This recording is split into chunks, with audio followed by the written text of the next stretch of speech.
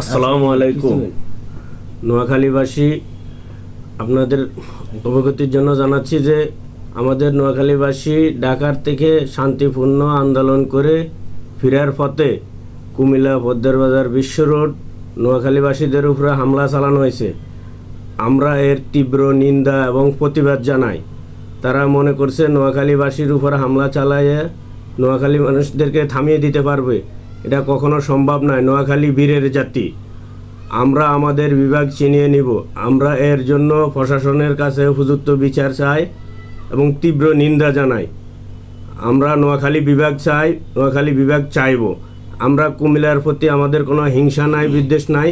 আমরা আমাদের বিভাগ আমরা চাচ্ছি। তারা যে অসুস্থ ভাষায় গালিগালাজ করেছে, আমরা এর জন্য তীব্র এবং নিন্দা জানাচ্ছি। আমরা এর প্রতিবাদ জানাই প্রশাসনের কাছে এবং সরকারের কাছে। আমরা এর প্রতিবাদ জানাই, আমাদের নোয়াখালীকে বিভাগ দিয়ে এর উপযুক্ত বিচার করা হোক। আর একটা কথা, যে আমরা তারা কিছু না করতে পেরে আমাদেরকে কুমিল্লা তাদের বর্ডারের সামনে তাদের আটকাইতেছে। এটা কোনো তারা না পাইরা তাদের ঘর দুয়ারের সামনে যায় আমাদেরকে হামলা করতেছে। তো পারো আমাদের নোয়াখালী যাইয়ে করো, আমরা কি এগুলা করব? তাদের মতো এত নিকৃষ্ট মানুষ হইতে পারে? আর আমরা সরকারের কাছে আবেদন জানাচ্ছি, এটার একটা উপযুক্ত বিচার হোক, যে আমাদেরকে কি জন্য হামলা করলো।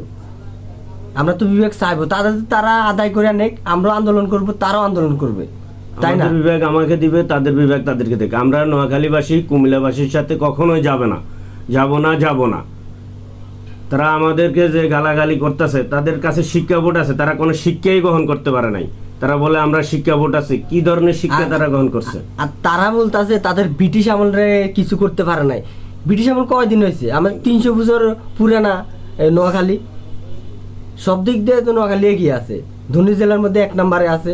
এত ঝগড়া দরকার নাই। তাদের আন্দোলন হোক, তাদেরও আন্দোলন করুক, আমরাও আন্দোলন করি। যারে দেয় সরকার, যারে দেয়, আমরা তাদের সাথে যাব না। আমাদের ছাপ কথা, আমরা তাদের সাথে যাব না।